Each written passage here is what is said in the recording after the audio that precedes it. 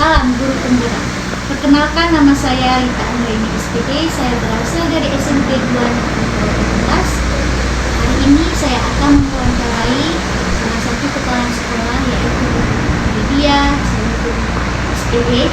Beliau adalah kepala sekolah SDIT Melabu, dan sekolah ini merupakan salah satu sekolah penggerak di Aceh. Baik, assalamualaikum Bu. Waalaikumsalam. Mohon waktunya sedikit ya Bu.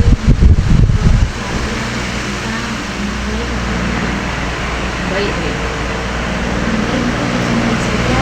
Pertanyaan yang pertama adalah bagaimana Ibu dapat mengidentifikasi kasus-kasus yang merupakan dilema etika atau etika? Ya, baik Rita. Alhamdulillah kebetulan sekolah kita ada salah satu yang pengarat. Jadi untuk menyelesaikan permasalahan etika di sekolah, biasanya kita melakukan identifikasi permasalahan dulu, latar belakang masalah, kenapa penyebabnya, sehingga kita mendapatkan fakta yang jelas. Setelah kita mendapatkan fakta, atau kalau dalam sekolah penggerak itu ada di diagnostik dulu ya. Diagnosanya apa permasalahan ini, barulah kita melakukan mencari jalan keluar permasalahan. Data dan Berarti ada identifikasi dulu. identifikasi masalah. Betul. Pertanyaan kedua, bagaimana Ibu menjalankan pengambilan keputusan di sekolah, terutama untuk kasus di mana dua kepentingan itu sama-sama mengandung nilai kebajikan? Ya, kita di sekolah biasanya ada tim untuk menyelesaikan permasalahan. Itu ada tim kesiswaan apabila permasalahan itu menyangkut kesiswaan. Dan ada tim kurikulum apabila itu permasalahan menyangkut kurikulum dari sekolah. Kemudian begitu pula dengan permasalahan orang tua, jika di sekolah kan ada komite sekolah yang akan membahas bersama-sama secara tim, kita musyawarahkan. Jadi setiap keputusan itu tidak diambil oleh pribadi kepala sekolah. Ya. Jadi kita kerja tim. Iya. Berarti ada tupoksi masing-masing gitu. Ya. Jadi sejauh ini langkah-langkahnya itu seperti apa? Jadi langkah-langkahnya yang pertama tadi kan kita mengidentifikasi dulu. Setelah kita mendapatkan fakta, sudah ada diagnostiknya, makanya kita duduk semua pihak yang terkait, apakah itu walas atau orang tua, kemudian kalau permasalahan itu dengan guru, maka kita mengundang guru untuk menyelesaikan masalah itu secara bersama-sama. Kita surati khusus ya, kita surati. Kemudian untuk menghadiri rapat yang akan kita lakukan untuk pengambilan keputusan. Adakah hal-hal yang efektif pengambilan keputusan ini? Ya, untuk hal yang efektif itu intinya untuk kenyamanan semua pihak, kita harus lakukan secara mufakat, kekeluargaan, melibatkan semua warga sekolah. Kemudian kita di sekolah kan ada pemangku kepentingan di sekolah, warga sekolah, kemudian sekolah yang harus kita libatkan. Kemudian juga pihak yang ingin kita selesaikan juga kita libatkan dan kita mintakan pendapatnya, sehingga suatu solusi itu muncul secara musyawarah, sehingga lebih bisa diterima oleh pihak manapun.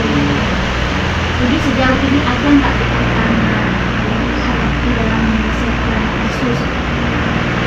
Ya, jadi untuk kasus antara siswa dan siswa, peserta didik dan peserta didik biasanya lebih mudah kita selesaikan. Iya. Karena mereka kan cepat memaafkan, cepat lupa. Tetapi bila pihak orang tua ikut menyelesaikan permasalahan anak dan tidak ada penerimaan, biasanya itu akan lebih sulit kita menyelesaikan. Namun kita akan berusaha terus memanggil dan menjelaskan kedua belah pihak. Biasanya selesai juga setelah kita duduk bersama. Jadi intinya di sini harus ada kolaborasi juga ya. Kolaborasi. Antara sekolah dengan orang tua dan dengan pimpinan sekolah. Nah, Jadi kalau misalnya di sini ada nggak Bu, jadwal khusus untuk menyelesaikan atau seperti apa biasanya kita dalam penyelesaian masalah untuk di sekolah, karena ibu sebagai kepala sekolah melibatkan guru, biasanya jadwal untuk kita menyelesaikan masalah adalah saat guru yang bersangkutan tidak ada jam mengajar, sehingga tidak mengganggu proses pembelajaran, ataukah setelah pulang sekolah atau di akhir pekan. Biasanya di hari Sabtu kita ada proyek di sekolah, ada pramuka dan klub-klub bakat minat itu, dan kepala sekolah dan tim pun bisa bermusyawarah di hari Sabtu untuk menyelesaikan permasalahan yang muncul. efektif ya Bu ya? Iya, jadi tidak boleh dalam pembelajaran yang masih mengganggu ya. sejauh ini Bu, adakah faktor yang maksudnya seseorang ataupun faktor pendukung lain yang mempermudah dalam menyelesaikan masalah? Iya, jadi dulu kita di sekolah, ibu sebagai kepala sekolah itu membangun super team, ya, membangun super team. Jadi nggak ada istilahnya kepala sekolah itu Superman yang menyelesaikan permasalahannya sendiri. Itu tidak mungkin. Jadi kita perlu melibatkan warga sekolah, pemangku kepentingan sekolah, bahkan termasuk kalau permasalahan itu meluas, kita perlu mengajak pemangku adat, arifan lokal kita sebagai sekolah penggerak, ya patut kita selesaikan secara adat kita yang jelas. Ya, betul sekali ya. Dalam pengambil keputusannya itu yang sesuai dengan adat kita juga ya. Benar. Dengan norma-norma Yang ada di daerah. Ya. Contohnya, kalau orang Aceh itu kan ada dia mengalir darah, maka orang Aceh belum maafkan kalau belum bersidung misalnya. Iya. Termasuk kayak gitu. Jadi kita melibatkan adat, melibatkan kebiasaan di daerah kita, secara kearifan lokal kayak mana. Sehingga kita mendapatkan jalan keluar. Iya. Alhamdulillah memang maksudnya dari keputusan itu ini memang sumber ilmu yang baru bagi saya Bu ya. Jadi kita harus ada juga mempertimbangkan norma dalam masyarakat. Iya. Jadi sejauh ini dari pengalaman Ibu sebagai kepala sekolah, apa pengalaman yang bisa Ibu petik dari mungkin dari kasus sekolah? Jadi pengalamannya yang paling utama sebagai seorang pemimpin, mudah-mudahan nanti guru penggerak ini kan akan menjadi pemimpin, menjadi kepala sekolah, menjadi pengawas sekolah. Makanya harus siap bekerja bukan secara personal, tapi bekerja secara kolektif, berusaha untuk melibatkan. Karena ketika kita melibatkan, orang lain pun akan berusaha mengeluarkan potensi terbaiknya untuk menyelesaikan permasalahan. Tapi kalau kerja pribadi, maka capeknya itu pribadi. Kita kerja tim. Bila kita kerja tim, kita berbagi tupoksinya Bu Ita apa, tupoksinya Bu yang lain apa, sehingga permasalahan itu tuntas. Iya, intinya di sini kita harus saling bekerja sama. Ya. Terima kasih Bu atas waktunya juga ilmunya buat saya. Mudah-mudahan apa yang Ibu berikan hari ini menjadi pengalaman dan pelajaran buat saya ke depan. Terima kasih banyak Bu ya. Semoga sukses menjadi guru penggerak. Amin. Terima kasih. Assalamualaikum warahmatullahi wabarakatuh. Waalaikumsalam warahmatullahi wabarakatuh. Assalamualaikum warahmatullahi wabarakatuh. Salam guru penggerak. Perkenalkan, nama saya Lita Anggreni SPD. Saya berasal dari SMP Negeri 2 Tawau 16. Baiklah, pada hari ini saya akan mewawancarai seorang kepala sekolah yang bernama Bapak Usman SPD ESD. Beliau merupakan kepala sekolah SMP Negeri 3 Tawau 16. Beliau merupakan di sini, beliau merupakan kepala sekolah dan sekaligus beliau juga di sini sekolahnya merupakan sekolah penggerak di Aceh Barat. Baiklah Pak, Assalamualaikum warahmatullahi wabarakatuh. Waalaikumsalam warahmatullahi wabarakatuh. Terima kasih Pak atas waktunya. Saya akan minta waktu Bapak sedikit untuk mewawancarai, yaitu di mana kami mempunyai tugas demonstrasi kontekstual untuk mewawancarai tentang nilai-nilai kepemimpinan. Kita mulai saja ya Pak ya. Pertanyaan yang pertama adalah bagaimana Bapak mengidentifikasi kasus-kasus yang merupakan dilema etika atau bujukan moral? Untuk mengidentifikasi kasus yang merupakan dilema, kita observasi dulu. Kita melihat terkait dengan persoalan-persoalan. Kita melihat observasi. Kita melihat gejala-gejala yang ditimbulkan dari persoalan yang akan muncul. Nah, kita di samping itu kita juga melihat saran pendapat dari kawan-kawan guru juga. Baik Pak. Berarti di sini Bapak akan melihat kerjasama ya Pak ya dengan guru-guru ya Pak ya dalam mengambil keputusan ya Pak ya. Kemudian apabila nih ada keputusan yang sama-sama ataupun yang mempunyai kepentingan yang sama, itu bagaimana pengambilan keputusan Bapak? Untuk mengambil sebuah keputusan terhadap dua persoalan, dua kepentingan yang sama, kita tidak mengambil keputusan sendiri. Kita perlu mendengarkan pendapat dari guru kita perlu juga mendengar pendapat dari murid juga, peserta didik kita juga. Karena sebenarnya pikiran dari peserta didik itu sangat penting bagi kita. Jadi kita mengambil kesimpulan, mengambil keputusan mana yang perlu kita prioritaskan. Walaupun itu sama-sama penting, tapi kita melihat mana yang harus disegerakan. Jadi intinya di sini Bapak dalam mengambil keputusan ada poin yang diutamakan, diprioritaskan. Kira-kira di sini Pak ada nggak hal-hal apa saja yang dianggap penting atau yang efektif dalam pengambilan keputusan?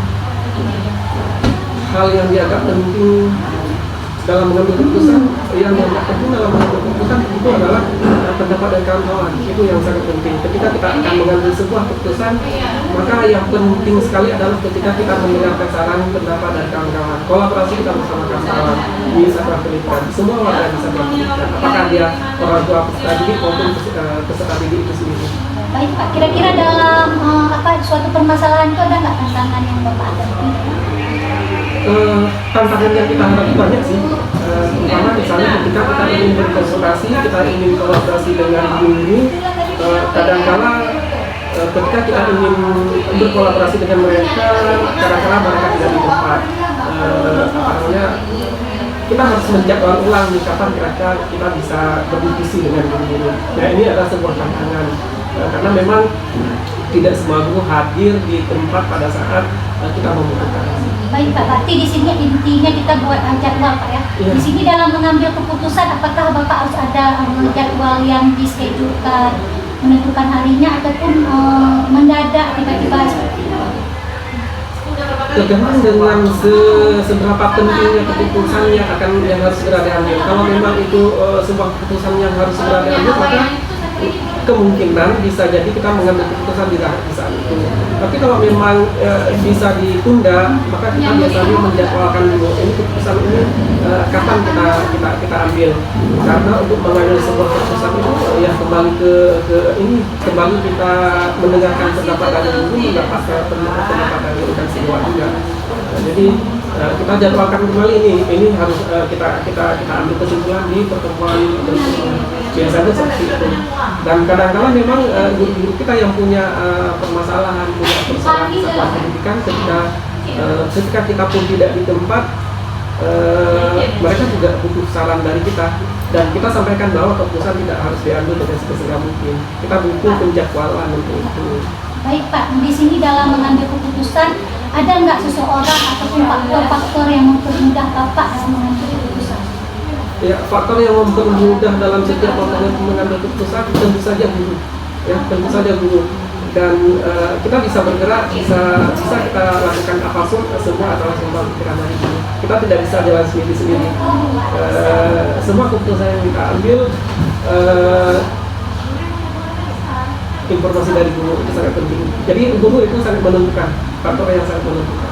Baik Pak, jadi dalam mengambil keputusan ada kolaborasi Iya. di sini Pak ya, antara Iya. kerjasama antara guru dan guru Pak ya, kemudian murid juga Pak ya. Murid juga. Yang intinya di sini berpusat pada murid juga untuk semua warga sekolah keputusannya yang ini Pak ya. Iya benar. Yang paling sederhana sekali ketika kita ingin membuat modul ajar misalnya, kan ini modul ajar adalah tugas guru dan juga tugas kepala sekolah. Tugas kepala sekolah juga. Ketika kita ingin membuat modul ajar pun kita kolaborasi dengan peserta didik. Mereka maunya seperti apa? Nah, kita sharing dengan mereka. Peserta didik ini sebenarnya mau apa? Jadi ketika kita PBM di dalam kelas, modul ajar yang kita sediakan, bahan ajarnya, termasuk dengan produk apa yang mau dihasilkan oleh peserta didik kita pakai. Baik Pak, di sini dari semua permasalahan yang Bapak sampaikan tadi, ada nggak pengalaman yang bisa Bapak ambil ataupun dilema keputusan seperti apa yang bisa diambil? Pengalaman yang berharga, ya. Pengalaman yang berharga, kita punya masalah. Kita ambil contoh misalnya dulu ketika kita guru-guru kita tidak mampu membuat modul ajar dan diferensiasi. Itu salah satu contoh. Jadi kesimpulan yang kita ambil, kita kolaborasi dengan guru. Apa sih penyebabnya diferensiasi tidak bisa membuat modul ajar? Kita sharing dengan mereka. Masalahnya mereka tidak memahami. Jadi kita sendiri yang berusaha nih. Jadi kita membuat sendiri, kita praktekkan sendiri, mereka melihat ternyata seperti itu. Jadi itu pengalaman yang sangat berharga bagi saya. Dan kembali yang saya sampaikan tadi bahwa peran mereka itu sangat penting dalam setiap kita membuat. Baik Pak, terima kasih atas arahan, ilmunya, kemudian pengalamannya buat kami ya. Mudah-mudahan sekolah ini terus menggerakkan ya Pak ya, dan maju untuk kami semua Pak ya. Terima kasih Pak. Saya ucapkan Assalamualaikum warahmatullahi wabarakatuh. Oke. Assalamualaikum warahmatullahi wabarakatuh. Perkenalkan, nama saya Lita Andreni, saya calon CGP Angkatan 11. Pada hari ini saya akan mewawancarai kepala sekolah saya sendiri, yaitu Ibu Cut Aryani SPD, di mana sekolah kami ini adalah sekolah SMP Negeri 2 KW 16. Assalamualaikum Bu. Waalaikumsalam warahmatullahi wabarakatuh. Baiklah Bu, hari ini saya akan minta waktu Ibu untuk wawancara, yaitu mengenai nilai-nilai kepemimpinan di sekolah. Adapun pertanyaan yang pertama adalah bagaimana Ibu mengidentifikasi kasus-kasus yang merupakan dilema etika atau rujukan moral? Baik, saya akan menjawab. Saya mengidentifikasi dilema etika dengan melihat apakah ada konflik antara dua nilai yang sama-sama penting, sepertinya kejujuran, loyalitas. Biasanya dilema etika terjadi ketika keputusan yang harus diambil berpotensi merugikan satu pihak, namun tetap berlandaskan prinsip kebajikan. Dalam situasi seperti ini, saya mengidentifikasi dampaknya terhadap semua pihak yang terlibat serta mempertimbangkan nilai-nilai yang harus dipegang. Baik Ibu, jadi di sini adanya diambil keputusan dengan nilai-nilai kebajikan ya Bu ya, kemudian berkolaborasi dengan semua pihak Bu ya. Kemudian pertanyaan yang kedua Bu, bagaimana Ibu menjalankan keputusan di sekolah, terutama untuk kasus-kasus yang dimana ada kepentingan yang sama-sama benar atau sama-sama mengandung nilai kebajikan? Saya akan menggunakan pendekatan berbasis dialog dan kolaborasi dengan melibatkan semua pihak yang terkait, baik guru, siswa, maupun orang tua. Ya, baik Bu. Jadi langkah seperti apa Bu yang Ibu lakukan selama ini? Yang pertama, langkah-langkah yang akan saya ambil yaitu identifikasi masalah dan nilai-nilai yang dipertaruhkan. Kemudian analisis dampak jangka pendek dan juga jangka panjang. Selama ini hal apa saja yang Ibu anggap efektif dalam mengambilkan keputusan itu, yaitu pada kasus dilema etika? Hal yang paling efektif menurut saya adalah keterbukaan untuk berdiskusi dan mendengarkan pendapat dari berbagai sudut pandang.